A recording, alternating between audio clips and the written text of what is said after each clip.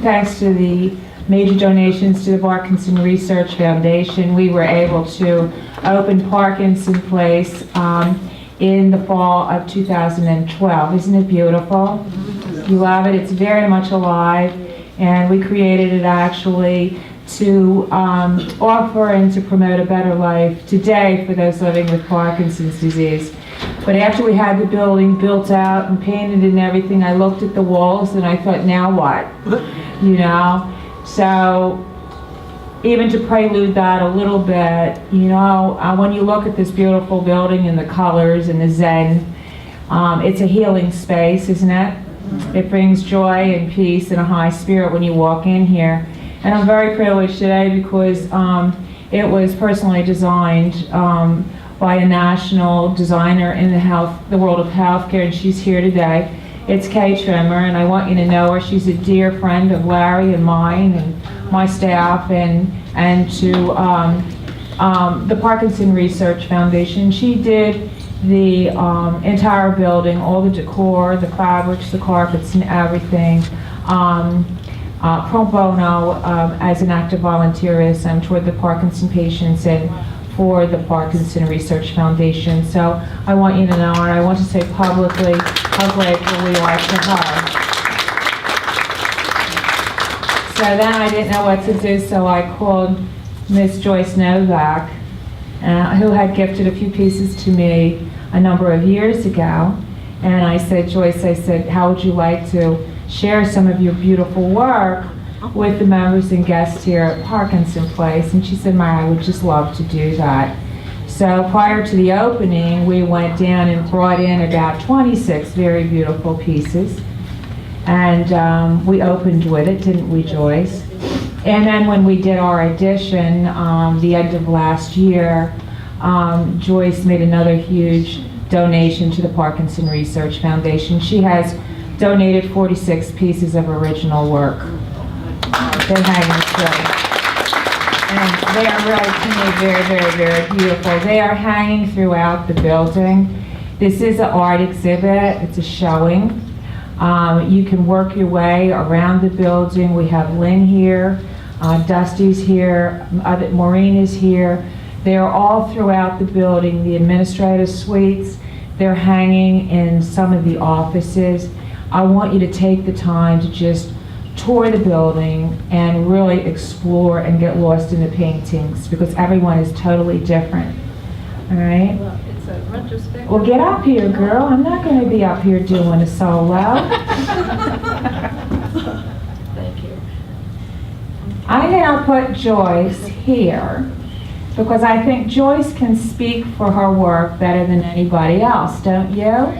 Well, the thing is, I was really going to let people look and enjoy and make their comments after that, but I would tell you that this work is 40-some years worth of work, and it covers a lot of different phases that I went through. I had a lot of different ideas that I wanted to explore. It might have been a mistake to do that way, but I learned a lot, and I was able to experiment a lot of different things, as well as making up a few things too as I went. So you can either do it that way, or you can just stick with one thing and do Betty Boop all your life. And so, but I'm sure the creators of one thing get a lot of notice, and after a while get very famous too.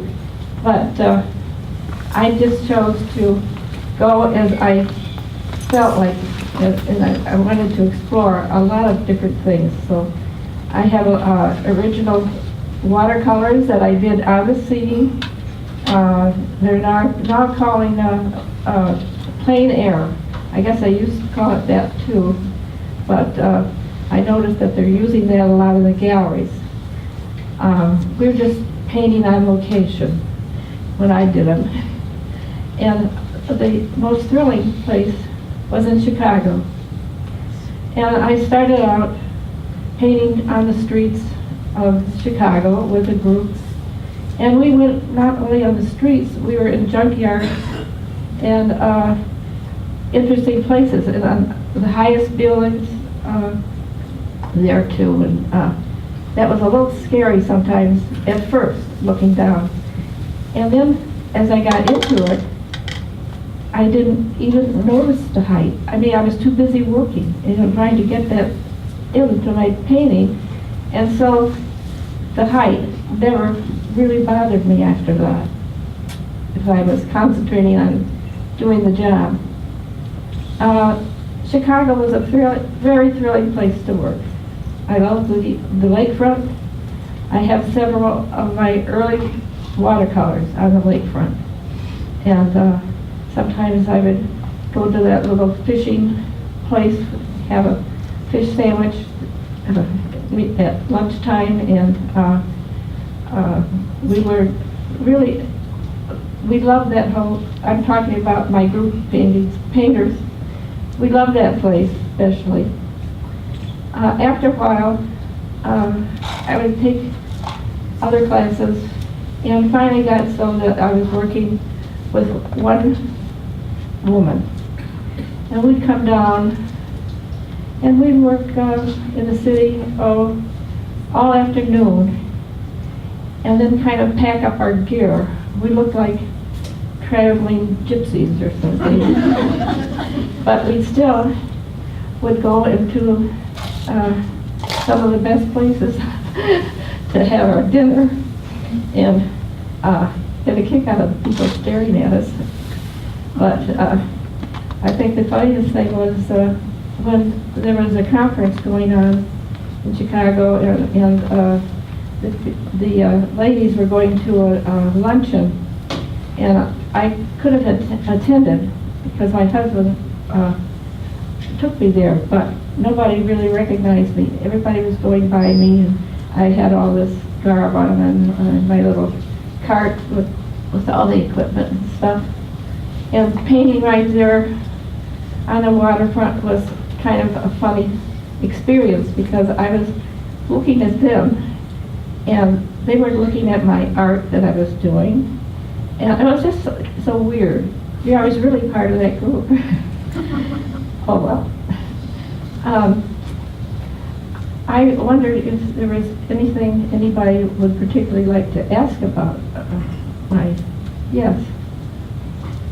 Your work is considered abstract. Would you classify it as such?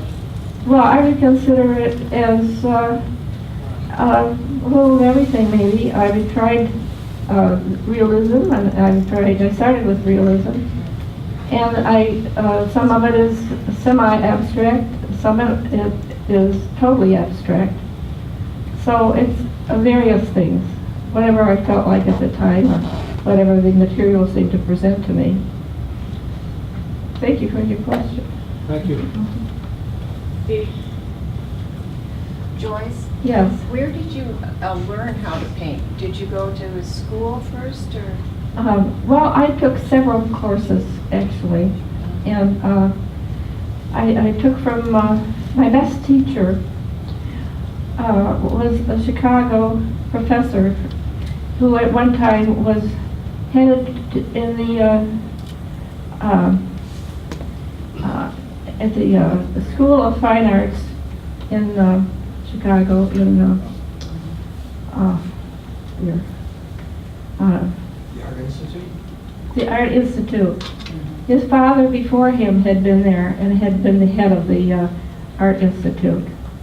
And so he thought maybe he would be there too. But he had a few habits, I think, that upset the administration. He was his own person.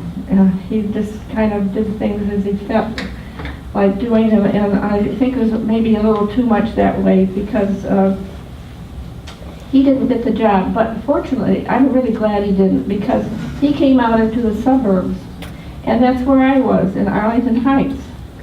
And we had a really nice art center there, and he came out there to teach us. And boy, I couldn't have learned anything like that from anybody except that guy. He was so different. I'm sorry, I should talk louder. You're fine. You're fine. You're fine. Yes? Joyce, what's your favorite medium to play in art, and what are you doing these days? Okay, well, these days, well, I'll tell you this. In the old days, I went out and I was painting with watercolors. And I took all my stuff that I was going to take to paint with me.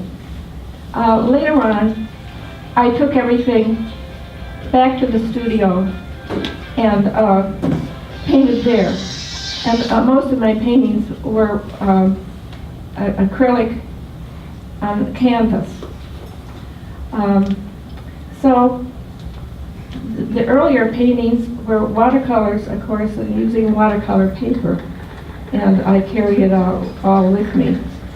And that was the fun of painting too. It was like a spectator sport. People liked to watch me, you know. And I sometimes would put on a kind of a show. And now I'm doing digital art. And the reason, because I knew I had Parkinson's. I was diagnosed with it. And I knew there was a limit to what I would be able to do, and that seemed the most confined thing and most modern and interesting thing to me, and something new to learn. And so I really, I love digital art. The colors are so great, they're wonderful. There isn't anything that can't be reproduced that way. So I happened on something that extended my artist life. Yet I'm still painting, and thank goodness I hit on that particular medium. Yes? I read on the pamphlet that you, like you just mentioned, you're still painting. Have you thought about helping other Parkinsonians paint? Well, I suppose I could if somebody wanted help. I know that there are painting lessons for Parkinson's people, and I think that's probably a very good place to go. They have the teachers there that are used to doing that and are, I think, doing a very good job from what I've seen. So if you're interested, why, you could inquire about what you might find. I don't find it relaxing though,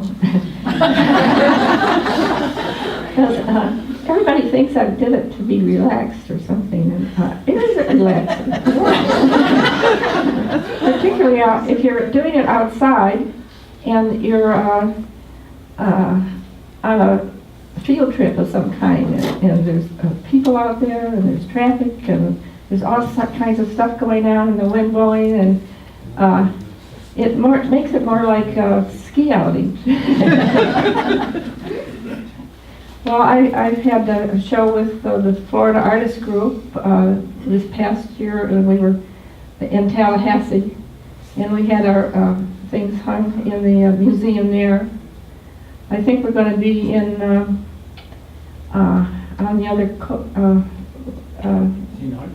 St. Augustine this next May. We'll be there, and I'll have a piece in that. And so I try to put something in there every year, and we're only allowed to put in one for that symposium, and it's a nice one, and it goes all around the state. There are artists from all over the state, and it's the longest running art group that they've had in Florida. And it's men and women, and I'd say 125 or something like that members. Yes? When you paint outside now, what are the sizes of the canvases? Well, I don't paint outside now. That's what I thought, because that's a lot to handle. That size. So, all that painting that I used to do on the street in Chicago, on top of buildings and wherever I was, that's a thing of the past, but I enjoyed it when I did it, and I couldn't do it now. But everything has its good time, I think, and I enjoyed that then. I'm enjoying the digital painting now, so that's about the size of that. Well, why don't you tell them a little about what those digital paintings are? I mean, Mayaka, all that. Oh, all right. Well, let's see. Where did you get your inspiration Well, okay, I did, I don't know if you noticed the paintings in the hall before you came in. And those are of Mayaka. There's 2 samples right there. I did a series of those. There's two right there in front. I called them triptych, but I kind of made up what it was. Instead of making 3 paintings, I decided to put 3 paintings vertically instead of 3 paintings horizontally. And it's kind of a different way of looking at it.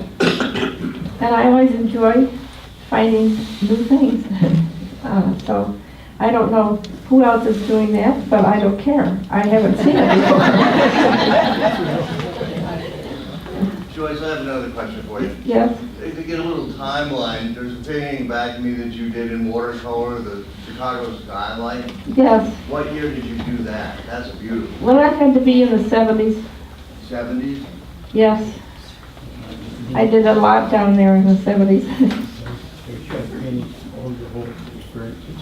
Yeah. These other ones are not. Oh, okay. No. These are acrylic on canvas, and 80s and 90s. 80s and 90s, yeah. So, and they have texture. I was selected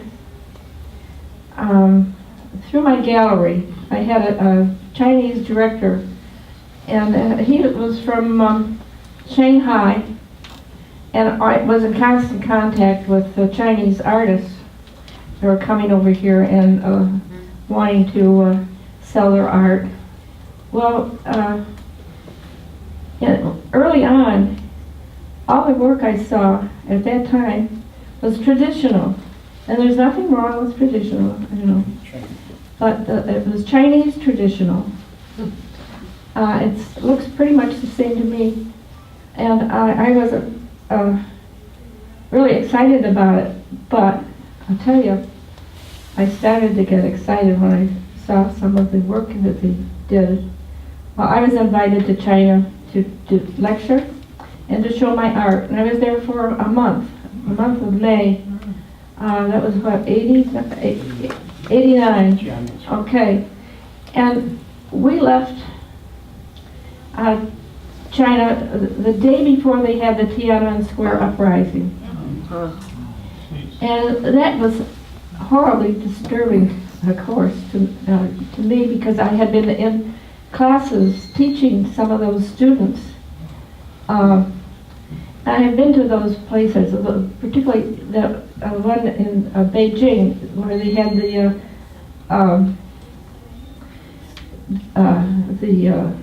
the Statue of Liberty. Do you remember that? They paraded that through the streets, and the students were so terrific. I really was impressed with their work that I saw, with their manners, with the fact that they were so friendly and wanted to learn the language, so much as wanting to walk beside us so that they could hear what we were saying, or you know, they wanted to just hear us talk or practice what they were saying. And one thing I introduced was texture. As you see, I paint with a lot of texture too, and that was my idea, to use various things, and they haven't seen anything with texture, and weren't using it. And what was coming back to our gallery after I got home was some of the Chinese who have been to my lectures, I guess, or see my art, this texture stuff started coming in. A whole new mode of Chinese painting. And the Chinese modern art is absolutely gorgeous. They do all kinds of stuff. And it certainly isn't limited to anything. So I was just glad I could be there. It was a wonderful time for me to be there. And I did escape with my life, thank God, but I felt very badly. I had such a mix of emotions. I felt very sorry for the students. And, well, anyway, to have such a terrific time, I was treated like a princess. They gave me at least 3 big banquets. Took me to the museums, took me all over. And it was an incredible time for me. And there'll never be a time like that again. I know that was an experience in a lifetime that was I really treasure. So I feel lucky in that respect. But you can see my mix of emotion because the feeling I had for the people and having that Tiananmen Square thing erupt was a horror for everybody. Isn't this a beautiful story?